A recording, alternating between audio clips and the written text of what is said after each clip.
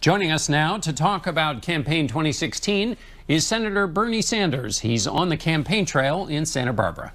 Senator, I wanted to ask you that it looks like the debate with Donald Trump in California is not going to happen. Do you think he was ever serious about that debate? Look, Donald Trump said he wanted to go forward, then he changed his mind, said no, then he changed his mind, said yes, then he changed his mind, and he said no. Maybe we'll get a call in 5 minutes where he'll say yes again. I think that is who Donald Trump is, and I think the American people should be very concerned about somebody who keeps changing his mind, not only on this debate, but on virtually every issue he's been asked about. When Donald Trump said he wasn't going to participate in the debate, he said, quote, "The Democratic nominating process is totally rigged." He went on to say Hillary Clinton and Debbie Wasserman Schultz will not allow Bernie Sanders to win. Do you agree with his characterization? Well, I have been very touched by Donald Trump's love for me. But, John, you know, with all due respect, I think there may be some aspect of this which he thinks will advantage himself. So I do appreciate his love and his compassion for me, but I don't really accept his words. Look, we knew when we were in this that we were taking on the entire Democratic establishment. No great secret about that. And yet we have won 20 states. We're in California right now. I think we have a good chance to win here. I think we have an uphill fight, but there is just a possibility that we may end up at the end of this nominating process with more pledged delegates than Hillary Clinton. What has upset me, and what I think is, I wouldn't use the word rigged because we knew what the rules were, but what is really dumb is that you have closed primaries like in New York State where 3 million people who were Democrats or Republicans could not participate, where you have a situation where over 400 superdelegates came on board Clinton's campaign before anybody else was in the race, 8 months before the first vote was cast. That's not rigged. I think it's just a dumb process, which has certainly disadvantaged our campaign. You're going to try to convince those superdelegates when it's all said and done to go with you instead of Hillary Clinton. You've made a distinction between superdelegates from states you've won, that you think those superdelegates should go for you. So will you not try to convince any superdelegate who comes from a state that you did not win in the primary and caucus process? Right. Look, this is what I think. If I win, or Hillary Clinton, if that is your point, Hillary Clinton won Mississippi by a huge vote. Should I convince superdelegates there to vote for me when she won that state overwhelmingly? No, I shouldn't.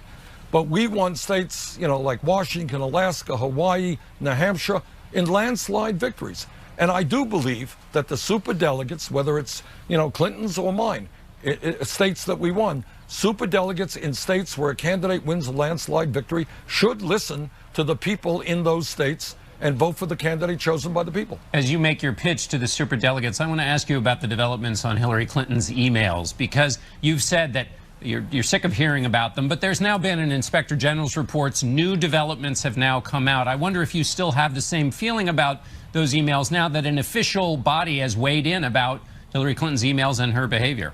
Well, you know, I'm just in Santa Barbara. We had a rally here with 5,000–6,000 people just a half hour ago. The issues, John, that I have been talking about are the issues that really are the issues facing the American people. Why the middle class is declining, income and wealth inequality, why kids are leaving school $50,000–, $70,000 in debt, and the need to make public colleges and universities tuition-free, to expand Social Security, etc. Those are the issues that I am focusing on. And frankly, what I think is that people in the democratic process want a real debate about the real issues. Now, you're right, the Inspector General just came out with a report. It was not a good report for Secretary Clinton. That is something that the American people, Democrats, and delegates are going to have to take a hard look at. But for me right now, I continue to focus on how we can rebuild a disappearing middle class, deal with poverty, guarantee health care to all of our people as a right. That's why I wanted to ask you, because in order to get to the issues and get them covered in the way you'd like, you've got to be named president. I wonder if you, in your pitch you're making to the superdelegates, would say this Inspector General's report is sufficiently damaging that it might hurt Hillary Clinton in a general election, might give Donald Trump something to use against her, and therefore, as the superdelegates are making up their mind about who they want to carry forward on the issues just as you've addressed, whether you think that's something they should be keeping in mind. Well, John, they will be keeping it in mind. I don't have to tell them that. I mean, everybody in America is keeping it in mind, and certainly the superdelegates are. The point that I'm going to make to the superdelegates, many of whom, again, came on board long before I was in the race, came on board Clinton's campaign, is your job is to make sure that Donald Trump is defeated and defeated badly. You have got to determine, based on 100 different factors, which candidate is the strongest candidate to defeat Trump. If you look at every poll done in the last 6 weeks, that candidate is Bernie Sanders. We defeat Trump always, and we defeat him by large numbers in states and in national polls, and almost always we do a lot better than Secretary Clinton does. Second of all, we have the grassroots activism.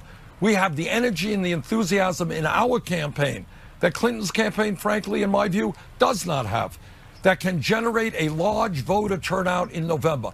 Democrats win when the voter turnout is high. We can generate that.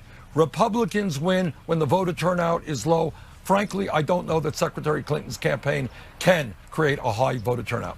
Superdelegates are thinking if they look at you as a general election candidate, they might wonder how you would compete. You've not had an association with any super PAC. In a general election, would you keep disconnected from super PACs? And if so, how would you compete against the billions of dollars on the other side?